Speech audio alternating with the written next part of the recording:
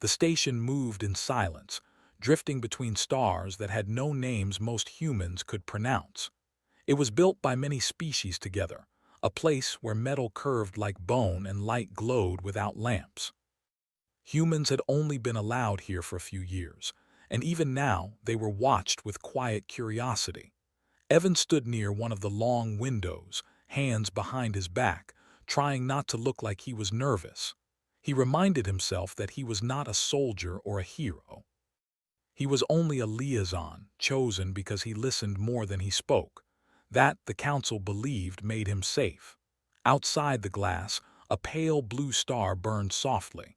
Evan had seen stars before, but this one felt different. Maybe it was because nothing here felt familiar. Even the air felt too clean, as if it had never touched a living thing before being shaped for comfort. Around him, beings of many kinds moved in slow patterns. Some floated. Some walked on more legs than he could count. Others seemed to slide as if the floor welcomed them more than it welcomed him.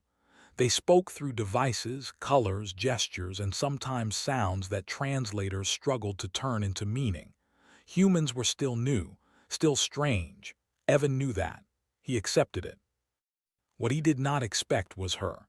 She stood apart from the others, near a column that looked grown rather than built. Her shape was close to human, but not close enough to be mistaken.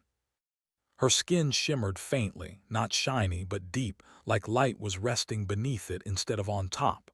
Her eyes were large and dark, reflecting the room instead of revealing anything inside. She looked young, or maybe her species did not age the way humans did. Evan noticed her because she was looking at him, not with fear, not with interest, with focus. He shifted slightly, unsure if staring back was rude. Before he could decide, she moved. Her steps were quiet, measured, as if she already knew the distance between them. Evan straightened. He checked the translator band on his wrist. It was active, working. She stopped just close enough to be personal. For a moment, neither of them spoke. Then she leaned closer, just enough that her voice did not carry. "My heart linked with yours," she whispered. The words reached his ears clearly. The translator did not change them. It did not need to. Evan blinked. "I'm sorry," he said gently. "I think there may be a translation." "There is none," she said. Her voice was calm, not dramatic. It happened without warning. Evan laughed once, softly, from surprise more than humor. "I don't think that's possible. I don't even know you." "I know," she replied. Something about the way she said it made his smile fade. He felt no pain, no shock, no strange energy. His heart beat normally. His breathing stayed steady. Everything in his body said nothing had changed. And yet something felt different, not inside him, around him. The room felt quieter, as if sound had learned to step carefully. "Who are you?" Evan asked. She hesitated. "My name does not translate well. You may use Lyra." "Okay," he said. "I'm Evan." "I know," she said again. That should have bothered him. Instead, it felt natural, like hearing someone say something obvious. "You should go," she continued. "Others will notice." "Notice what?" She looked at his chest, not his face. The connection. Evan followed her gaze. Of course there was nothing there, no light, no mark. "I don't feel anything," he said honestly. "I do," she replied. A group of tall, crystal-skinned beings turned in their direction. Evan recognized them as observers from Lyra's species. They did not approach, but their attention pressed like weight. Lyra stepped back. "I did not choose this," she said, "but I will not deny it." Before Evan could respond, she turned and walked away, her steps just as quiet as before. He stood there, unsure if the conversation had even happened. Around him, the station returned to motion. Voices overlapped. Lights shifted. Someone bumped his shoulder and apologized through a translator that used scent instead of sound. Evan touched his chest without thinking. Nothing. Later, in his assigned quarters, Evan sat alone on the edge of the bed. The room adjusted itself to human comfort, which mostly meant straight lines and familiar gravity. He stared at his hands, turning them slowly. He replayed her words again and again. "My heart linked with yours." He felt foolish for thinking about it. Aliens said strange things all the time. Some spoke in metaphor, some in ritual language, some in phrases that only made sense within their own cultures. And yet, he closed his eyes. For a brief moment, he felt something that was not a feeling exactly. More like an idea that did not belong to him, a sense of standing at the edge of something vast and quiet. He opened his eyes quickly. His heart beat a little faster now. "No," he whispered to the empty room. "I'm just tired." The next day, the changes were small. Too small to explain. During a meeting, Evan understood a speaker before the translator finished processing. He knew when to nod, when to wait, when silence was expected instead of words. He thought he was improving. Then he saw Lyra again. She stood on a platform speaking to her people. Her posture was stiff, controlled. When her eyes met his across the room, something passed between them, not a thought, a pause. She faltered for half a second. It was barely visible, but Evan felt it like a skipped step. Her gaze softened. After the session ended, one of the human scientists pulled Evan aside. "We're getting unusual readings," she said. "Not from you directly, from the space around you." Evan frowned. "What does that mean?" She hesitated. "It's like coherence. Emotional coherence. We've only seen it in tightly bonded groups, families, long-term partners." Evan swallowed. "That doesn't make sense." "Welcome to space," she said quietly. That night Evan dreamed. He stood in a place that had no walls, only light like dusk. Lyra stood beside him, not looking at him but not distant either. They did not speak. They did not need to. When he woke, his eyes were wet. Across the station, Lyra woke as well. For the first time in her life, she felt something her species had trained out of existence. Choice, and somewhere between them, unseen and unnamed, something new had begun to form, quiet, gentle, and impossible to ignore. The station did not change, but Evan felt like it had. He walked through the long, curved halls with the same steps as before, greeted the same beings, followed the same schedule. Yet everything felt slightly closer, like the space between things had narrowed. Sounds reached him more clearly. Silences felt heavier. And sometimes, without warning, he felt her. Not her voice, not her thoughts, her presence. It was like knowing someone was standing behind you without turning around. Gentle, certain. Evan tried to ignore it. He told himself it was stress, imagination, the effect of being far from Earth for too long. Humans had stories about this kind of thing, connection, fate, invisible threads. He had never believed in them, but belief was not required for this. During a shared research session, he found himself pausing before one of Lyra's people spoke. He waited, then nodded just as they finished. The translator lagged behind, turning meaning into words a moment too late. The others noticed. They always noticed patterns. A senior observer adjusted the lights slightly, a sign of unease. Evan recognized it now without thinking. He knew it meant caution, not threat. That knowledge came to him easily. Too easily. Later, he found Lyra standing alone near a quiet chamber filled with slow-moving light. She did not look surprised when he approached. "You feel it more now," she said softly. "I don't know what I feel," Evan replied, "but I know it's not normal. For you," she said, "or for me." He stood beside her, leaving a careful distance. "Why did this happen?" Lyra looked ahead. "My people believe the heart is not an organ, it is a boundary." Evan frowned. "Between what?" "Between the self and everything else," she answered. "We are taught to keep it sealed." "And you did." "I did," she said, "all my life." "Then what changed?" She hesitated. For the first time since he had met her, she seemed unsure. "You were listening," she said. Evan let out a small breath. "I listen to everyone, that's my job." "Yes," she replied, "but you did not protect yourself while doing it." That night, Evan could not sleep. He lay on his bed, staring at the soft ceiling light, feeling thoughts circle without rest. When he closed his eyes, he did not see darkness. He saw moments that were not his. A long hall, older than the station. A voice instructing silence as safety. A hand placed over a chest, not in pain but in restraint. He sat up sharply, heart racing. Okay, he whispered. Okay, this is real. He did what humans always did when faced with something impossible. He tried to understand it. The scientists were careful. They did not accuse. They did not panic, but they asked questions that circled the truth without touching it. They spoke of resonance, of shared cognitive fields, of accidental alignment. Lyra's people spoke of danger. She is unbalanced, one of them said through a sharp, precise translator. This connection weakens structure. It hasn't harmed anyone, Evan replied. Not yet, the being said, but it changes choice. That word again, choice. Evan began to realize what made the others afraid. Most species in the coalition lived by systems, roles.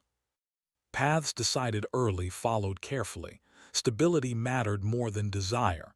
Humans were different. They broke rules without meaning to. They changed direction. They chose even when choosing hurt. And now that habit was leaking. Lyra met Evan more often, always quietly, always without permission. They did not touch. They did not need to. She began asking questions. What does it feel like, she asked once, to not know who you will be? Evan thought for a long moment. Scary, he said, but also open. She closed her eyes. Her breath changed slightly. He felt something twist between them, like a door moving on old hinges. My people believe openness leads to collapse, she said, and humans believe staying closed leads to emptiness, Evan replied. She looked at him then, really looked, as if seeing past his shape. Do you regret it? Regret what? Being like this, she said, unsealed. Evan smiled faintly. Sometimes, but I don't think I could be any other way. Something warm passed through him, not happiness, not joy. Relief. Across the station, small things began to happen. A translator misfired and still worked. Two species with a long history of polite distance shared a meal without protocol. A child of a distant world laughed at a human joke without understanding the words. The council noticed. They called it a drift. They discussed containment. Evan was summoned. Lyra was not. You are not in trouble, the council speaker said, but you are influential. I'm just one person, Evan replied. You are not acting as one, the speaker said gently. You are acting as a bridge, Evan swallowed. I didn't choose that. Neither did we, the speaker said. That night Evan found Lyra waiting in his quarters. This time she looked afraid. They are deciding, she said, whether to separate us. Can they? Evan asked. She placed a hand over her chest. They believe they can close what was opened. He stood slowly. And you, she met his eyes. I don't know if I want them to. The silence between them stretched. Evan felt her fear like an echo in his own ribs. Whatever happens, he said, you won't be alone.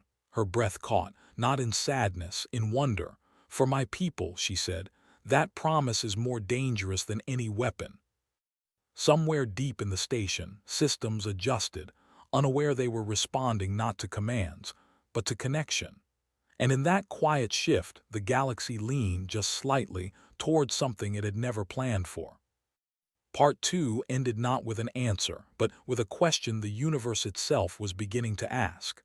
What happens when humanity does not conquer but connects? The decision did not come suddenly. That was the most frightening part. Evan felt it in the slow way the station changed its rhythm. Meetings lasted longer. Voices grew careful. Pauses stretched until they almost spoke louder than words. No one said his name with ease anymore. Lyra felt it too. She stood in the chamber of quiet light, her hands folded, her posture correct, her breathing controlled. On the outside, she was what her people expected. On the inside, something moved that had no place in her training. She was waiting. When Evan entered, he did not smile. He did not pretend this was another quiet talk between them. He stood still, letting the truth sit between them. They're afraid, he said. Yes, Lyra replied. They should be. Evan looked at her carefully. Are you afraid? She searched herself before answering. That alone was new. Yes, she said finally, but not of you.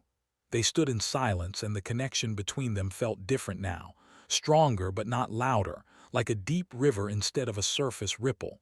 Lyra spoke again. My people believe stability is survival, that anything which changes the pattern threatens existence, and humans believe change is how you survive, Evan said. Yes, she replied, that is why you unsettle us. The council gathered not long after. This time Lyra was invited. That had never happened before. She stood beside Evan, not touching him but close enough that neither of them questioned it. Beings of many forms watched them, some with curiosity, some with concern, some with something close to hope, though they did not yet have a word for it. The council speaker addressed Lyra first. You have formed an unsanctioned bond, the speaker said, one that bypasses biology, ritual, and law. Yes, Lyra said calmly. Do you deny it? No. A ripple moved through the chamber. The speaker turned to Evan. You are the other half of this bond. Evan nodded. I didn't mean to cause harm. We do not believe you did, the speaker replied, but intent does not erase impact. Lyra stepped forward.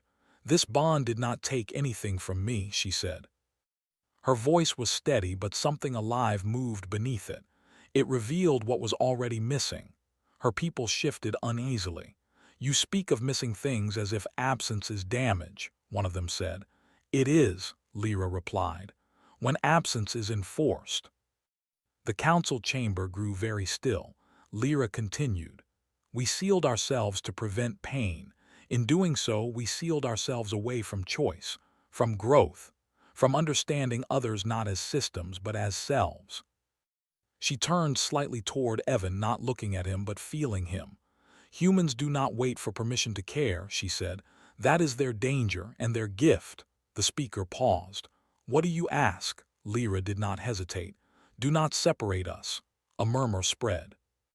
Evan felt something tighten in his chest, not fear but responsibility. If separation is required, Lyra added, let it be because I choose it, not because I am ordered into silence again. The council withdrew to consider. Time passed strangely after that. Evan and Lyra were not confined, not restricted, but they were watched, always watched. They walked together through gardens grown by species who understood beauty differently. They sat in observation rooms where stars passed like slow thoughts. Sometimes they spoke. Sometimes they did not. The connection between them had become gentle, familiar, like breathing. Evan realized something then. The bond was not pulling them closer. It was giving them space. Space to choose. Lyra noticed it too. I could walk away, she said one day. The bond would not stop me. I know, Evan replied. That knowledge did not weaken what they shared. It strengthened it. When the council returned, the decision was not what anyone expected. Humanity will not be restricted, the speaker said. Nor will this bond be forcibly ended. Evan let out a breath he had been holding for days. However, the speaker continued, humans will be classified as a catalytic species. Evan frowned. What does that mean? It means, the speaker said, that your presence changes systems simply by existing within them. Lyra felt a strange warmth at that. Humans will be invited carefully, the speaker went on, to places where connection has failed, where understanding has frozen, where healing is needed. And Lyra, Evan asked quietly, the speaker looked at her, she will decide her own path. For the first time in her life, that was not a sentence followed by conditions. Lyra bowed her head. After the council dispersed, Evan and Lyra stood alone. Well, Evan said softly, that was big. Lyra let out a sound that was almost a laugh. My people will need many generations to understand what just happened. And you? Evan asked. She looked at him then fully, without restraint. I understand enough. They walked together one last time toward the docking ring where ships waited. You don't have to come with us, Evan said. With humanity, I mean. I know, Lyra replied. They stopped. The stars beyond the glass felt closer now, as if listening. I will not stay because I am bound, she said. I will leave because I choose. Evan smiled, and it was not sad. Then whatever happens next, he said, it's yours. She placed her hand over her chest, feeling the boundary that was no longer sealed. Yes, she said. And because of you, it always was. They parted without pain, without loss. Across the galaxy, humans continued to arrive quietly. They listened. They cared. They formed connections without realizing they were breaking ancient walls. And species after species began to discover something terrifying and beautiful. That opening your heart did not mean losing yourself. It meant finally being able to meet the universe as more than a system, as someone. Far away on a station not yet built, a human would one day pause mid-conversation, feeling a gentle warmth with no explanation. And somewhere else, an alien would feel it too and choose not to close the door. The galaxy did not become human. It became more alive.